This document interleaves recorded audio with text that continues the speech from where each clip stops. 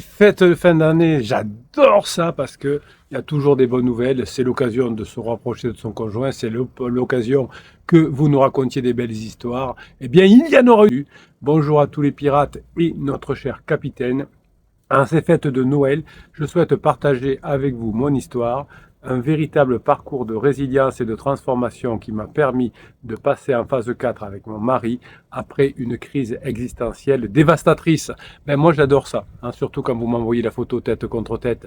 Bon là il y avait tête contre tête avec les bonnets de Noël.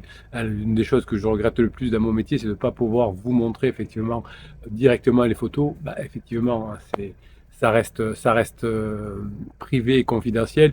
Des personnes qui font, par exemple, je sais pas moi, qui aident à créer des entreprises, on peut montrer l'entreprise qui marche bien avec les bâtiments ou je sais pas quoi.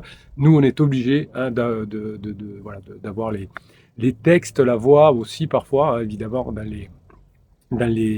Non, mais la voix, on l'a jamais finalement. Dans les textes Facebook, c'est aussi des textes. Mais bon, là, vous pouvez discuter avec les autres pirates. Cette aventure qui s'étend sur 18 mois est une preuve vivante que l'amour, la compréhension et le travail sur soi peuvent triompher des épreuves les plus difficiles. Alors, 18 mois, je dirais que c'est presque une moyenne. Alors, des fois, c'est un an, des fois, c'est 9 mois, des fois, c'est 3-4 ans. Une crise existentielle qui se transforme en crise de couple, eh ben, c'est long. Comme votre couple qui va durer 30-40 ans, c'est long, eh bien, la partie crise existentielle, ça peut être long. Alors, plus votre conjoint est préparé au départ, plus votre conjoint travaille sur lui, plus votre conjoint fait des états modifiés de conscience, plus votre conjoint connaît l'hypnose, la neurohypnose, plus il a travaillé sur lui, moins la crise lui fait mal. Parce que dès qu'il est en souffrance, il a les outils, au lieu d'aller voir un pansement, par exemple, qui lui fait encore plus mal, il fait sa séance de neurohypnose, d'hypnose, et ça lui fait du bien. Mais parfois, ça peut durer plus longtemps si votre conjoint ne s'est jamais vraiment intéressé à lui, à ses problèmes de l'enfance, à ses blessures. Alors on en est voilà. Pendant 15 ans, mon mari et moi, nous avons construit une vie ensemble remplie de bonheur, de complicité, de moments inoubliables. Alors là aussi 15 ans. J'ai l'habitude de dire c'est 5, 10, 15, 20 ans, des fois à 25 ans, évidemment. Mais voilà, au bout de 10 ans, parfois, il peut y avoir le clash de la fin de la phase de sécurisation. Ah, ça dépend de votre âge. Et si, généralement, si c'est concomitant avec la crise de la quarantaine, eh bien ça peut faire 12 ans, 15 ans. On est dans quelque chose de tout à fait traditionnel. Nous avons fondé une famille solide, 2 enfants, et nous avons traversé ensemble les hauts et les bas de la vie. À 42 ans, mon mari semblait épanoui et heureux, du moins, c'est ce que je pensais. Bon, vous voyez, on est toujours dans les mêmes histoires, une quinzaine d'années, et autour de la quarantaine, on a la crise nette. Tout a basculé lorsque mon mari a vécu ce que j'appelle la crise existentielle. À 42 ans, il a ressenti tout d'un coup un profond besoin de redéfinir sa vie. Alors, tout d'un coup, c'est pas forcé, hein. C'est souvent, c'est un peu caché, c'est un peu latent, on voit pas trop, il est un peu plus chafouin, dit non, ça va aller, c'est le boulot. Et puis tout d'un coup, paf, il y a un point d'inflexion, il y a quelque chose qui arrive, un décès, un ami proche qui tombe malade, une perte d'emploi, enfin quelque chose qui fait que ce mal-être-là se transforme véritablement en crise existentielle. Cette révélation a été un choc immense dans notre relation.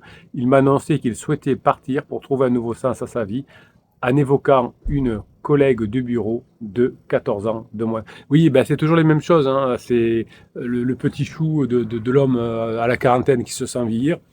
C'est toujours alors entre moins 12 et moins 18, généralement autour de 14-15 ans de moins, c'est le top. Donc on tombe sur une petite jeune fille, enfin une petite fille. Là, 42 moins 15, ça fait c'est quand même 27, c'est pas la petite jeune fille, mais qui est un peu perdue, qui a besoin de sécurité, qui n'arrive pas peut-être à avoir un CDI, et il y a un cadre de l'entreprise qui la dragouille. Enfin bon, voilà, c'est souvent quelqu'un qui a une insécurité, un pansement d'insécurité, qui va être intéressé par quelqu'un qui est en crise. Alors évidemment, ça ne va pas y apporter grand-chose qu'en plus. Au début, j'étais submergé par la colère et l'incompréhension. Mon premier réflexe a été de vouloir le mettre dehors, de lui faire comprendre combien sa décision m'avait blessé. Je me sentais trahi et perdu pour les enfants aussi, incapable de concevoir un avenir sans lui. Oui, alors au début, on est perdu. On en veut beaucoup. Tu m'as fait souffrir, tu m'as trahi, tu fais souffrir les enfants. Tu dis pas à quelle heure tu rentres. Et d'un autre côté, j'ai l'attachement et j'ai envie que ça continue. Alors si à ce moment-là on rencontre effectivement le psy de quartier ou le coach qui dit ah ben c'est mort, c'est fini, hein, faut jamais récupérer son ex, etc., qui comprend pas, hein, tout à l'heure il y avait avant de tourner cette vidéo, il y avait quelqu'un qui a mis un commentaire sur YouTube en disant il faut jamais récupérer son ex. Ben oui, il a raison. Si c'est mort à la fin de la phase de passion, hein, récupérer son ex, c'est la fin de la phase passion. Malheureusement, vous avez beaucoup de coachs de psy qui vous parlent de récupérer leur ex, qui oublient la partie la plus importante à la fin de la lune de miel. Hein. C'est là que ça change tout, mais là ça sert à rien.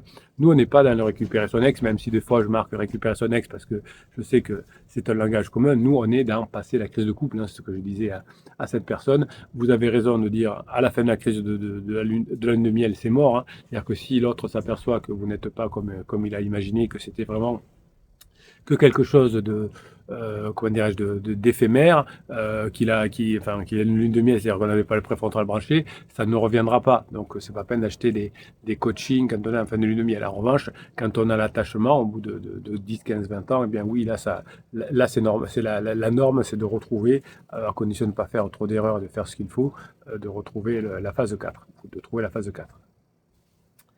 Donc je me sentais trahi, perdu pour les enfants aussi, incapable de concevoir un avenir sans lui. Refusant de laisser le désespoir prendre le dessus, j'ai décidé de chercher de l'aide. Alors oui, ça c'est intéressant. Au début, on est perdu, donc on est très en colère au début de la crise de couple. On est énervé, on fait des bêtises, on commet des interdits. Ensuite, on cherche le comment. Hein, comment je peux faire, et ensuite on cherche le qui. Le qui va vraiment m'aider, quelle est la personne compétente qui va pouvoir m'aider, je vais y arriver. Donc au début c'est je suis en colère, ensuite mais comment je vais faire pour y arriver, et ensuite je trouve la personne qui va m'aider. Voilà, c'est le cheminement logique des personnes qui réussissent. Donc j'ai décidé de chercher de l'aide, c'est là que j'ai découvert les formations proposées par le capitaine.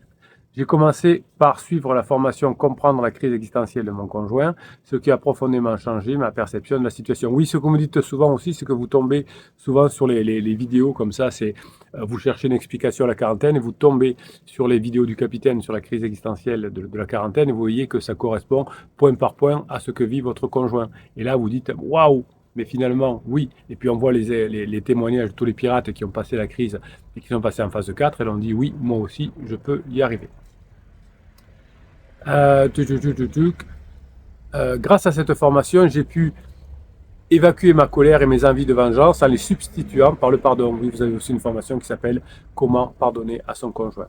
Je me suis rappelé que je voulais être en paix, sereine et heureuse et transmettre des sentiments à mes enfants. J'ai réalisé que l'amour que je portais à mon mari était plus fort que la douleur ressentie. Oui, alors c'est pas vraiment l'amour, hein, c'est la douleur. Donc on va appeler cette piratesse Marie, puisque c'est un peu une tradition. Les personnes qui reviennent ensemble l'appellent Pierre et Marie. Voilà. Donc je ne vous dis pas le vrai prénom, évidemment, pour ne pas gêner Marie. C'est là que je dis le vrai prénom. Alors, j'ai évacué ma colère et mes envies de vengeance en les substituant par le pardon. Voilà, bon, ça je l'ai déjà dit. Bruno, on se calme.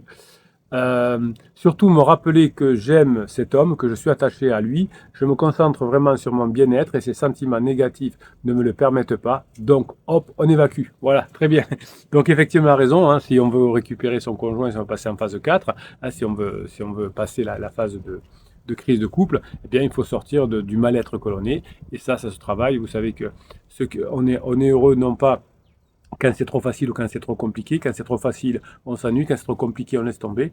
Donc on transforme le compliqué en facile. Hein, c'est ce qu'on fait ici, étape par étape. On apprend à comprendre. Par exemple, quand on regarde si le conjoint est en top ou en down, ça c'est facile. Ensuite, s'il est en top, on passe un bon moment ensemble avec du badinage. C'est relativement facile.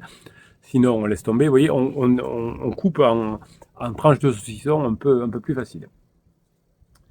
J'ai poursuivi mon cheminement personnel avec la formation Gérer les pensées, gérer les émotions. Oui, alors ça, c'est une formation double qui est au même prix qu'une formation simple parce que je trouvais qu'elle était très complémentaire. Donc, dans la formation Gérer les pensées, gérer les émotions, qui dure plus de 5 heures, elle est au même prix que les autres. Mais effectivement, celle-là, elle fait beaucoup de bien. Cette étape m'a permis de prendre du recul et d'apprendre à ne plus me noyer dans la douleur. Oui, c'est bien pour vos enfants parce que si vous arrivez à être calme et à réfléchir pendant la crise, vous avez une meilleure gestion de vos enfants qui en ont besoin, qu'au moins il y ait un rock. Hein, vous avez la formation, c'est comment gérer les enfants pendant la crise. Mais j'allais dire le vrai prénom. Marie a raison. Chaque fois, je le rattrape au dernier moment. Capitaine Bleu. Et donc, effectivement, oui, il faut apprendre à gérer ses enfants. J'ai appris à canaliser mes émotions de manière, cette fois, positive et constructive. Une fois que je me suis calmé, j'ai pu suivre le pack badinage, humour, sexualisation, tension sexuelle. Oui, alors, c'est des formations différentes. Badinage, humour, sexualisation, tension sexuelle, c'est 4 formations différentes. Et comme vous le savez, dans le catalogue de 250 formations, que vous retrouvez d'ailleurs dans le descriptif de cette vidéo, je vous fais des packs qui vous permettent d'avoir des formations qui sont complémentaires à un prix défiant toute concurrence, entre guillemets. Et donc, effectivement, le pack badinage, humour, sexualisation, tension sexuelle vous permet de bien comprendre toutes les phases pour passer dans la phase 4, la phase de grande intimité. Ce pack de formation m'a aidé à renouer avec mon mari sur le plan émotionnel et physique.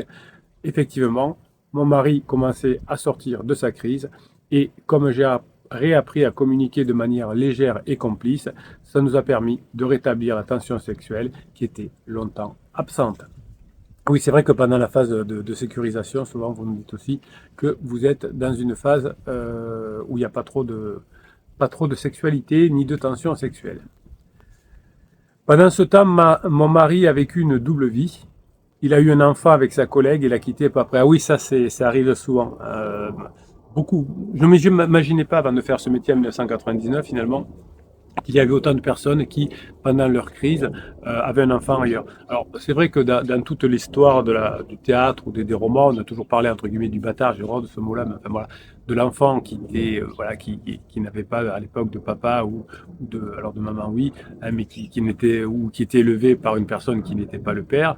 Et je ne m'imaginais pas qu'au 22e siècle, on va dire, au 21e siècle, pardon, n'importe quoi, au 21e siècle, il y avait autant d'enfants comme ça qui étaient faits en dehors du mariage et qui étaient un peu abandonnés aussi. Voilà.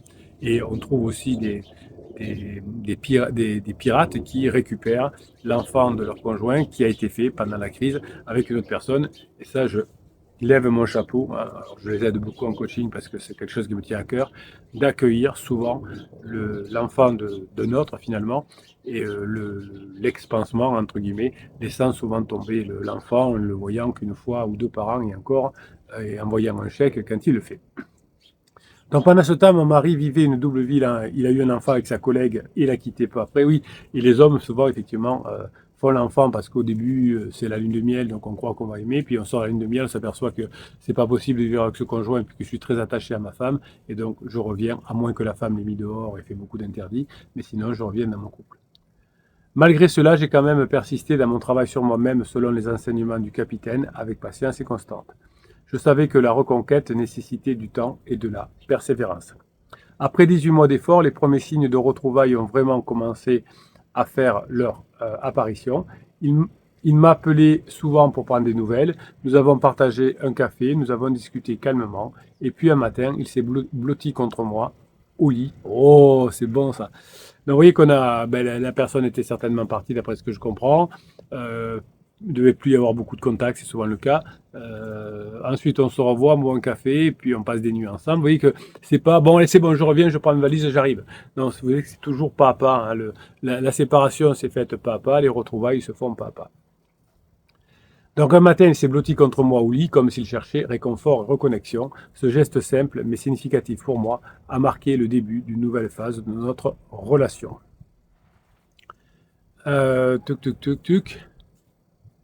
Finalement, mon mari a décidé de revenir définitivement. Il a abandonné sa relation avec cette jeune femme et a choisi de reconstruire notre mariage et de passer en phase 4. Je lui ai appris ce que c'était la phase 4 et comment ça fonctionnait. Ben voilà, c'est bien, c'est bien. Quand on est revenu ensemble, on peut parler du capitaine, mais pendant la crise de couple, on évite. Aujourd'hui, nous sommes plus proches que jamais, je dirais même que mon mari est collant, avec une complicité renouvelée, une compréhension mutuelle approfondie. Oui, c'est vrai que hein, c'est ce qui ressort souvent des coachings de contrat de couple, c'est-à-dire le dernier coaching que vous faites pour comprendre et pour mettre en place les besoins de votre conjoint. Et souvent, là, vous me dites, il est devenu ou elle est devenue très collante alors que je n'arrivais pas à l'avoir au téléphone avant. Bien que nous soyons encore en reconstruction et en passage de phase 4, nous avançons ensemble main dans la main, prêts à affronter l'avenir avec optimisme et amour. Si je partage cette histoire au moment de Noël, c'est pour vous dire que même dans les moments les plus sombres, il est possible de retrouver la lumière. Les formations du capitaine et le soutien de la communauté des pirates m'ont donné les outils nécessaires pour surmonter cette épreuve. Mes pirates, ne perdez jamais espoir et croyez en votre capacité à transformer votre vie. Je tiens à remercier chaleureusement le capitaine, mais aussi les membres. Les membres, j'aime bien les membres. Là. Ah ouais, voilà, en fait, on a deux administrateurs qui m'aident et qui sont totalement bénévoles, hein, qui sont Patricia et Alix, qui tous les jours vous aident sur le groupe Facebook. Voilà. Et donc, c'était aussi l'occasion pour cette fête de fin d'année de leur rendre hommage, car ils sont là tous les jours pour vous aider à avancer dans votre crise de couple. Ils le font véritablement avec beaucoup de passion. Ne perdez jamais espoir. Non, voilà, hein. Donc pour leur soutien indéfectible. Donc merci Patricia, merci Alix. Et le capitaine rajoute aussi ses remerciements. Continuez à avancer avec détermination et passion car le trésor est au bout du chemin et ça vaut toutes les batailles. Grinta à tous et à bientôt pour partager encore plus de victoires. Ben, c'est beau avec trois petits pirates dessous. Ben, écoutez, mes pirates adorés, moi j'adore des témoignages comme ça. Je vous exhorte, hein, mes pirates adorés, quand vous retrouvez votre conjoint, envoyez-moi des textes comme ça, surtout donnez-moi l'autorisation de les lire. Vous voyez, il n'y a rien de particulier. Alors oui, on pourrait dire, oui, mais on va dire qu'il a eu un enfant avec quelqu'un d'autre qui est revenu. Oui, bah, il y en a tellement. Hein, voilà. Je fais en sorte, quand je lis, qu'il y ait le moins de détails possible, que vous compreniez, que vous ayez les métaphores, que vous compreniez toutes les étapes. Mais bon, voilà, on évite les détails qu'ils pourraient reconnaître. Pierre et Marie, voilà, Pierre et Marie Curie. Je vous souhaite de très belles fêtes, un bon samedi, mes pirates adorés. On se retrouve bien sûr cet après-midi pour avoir, et ce matin aussi d'ailleurs, pour avoir des vidéos courtes, des textes sur Telegram, pour accéder au groupe Facebook des pirates, au catalogue des 250 formations, aussi coaching, au Telegram et à une formation gratuite. Je vous invite à cliquer sur le seul et unique lien qui est en descriptif de cette vidéo, sur le afficher plus, et ça vous permettra de passer la journée que vous méritez.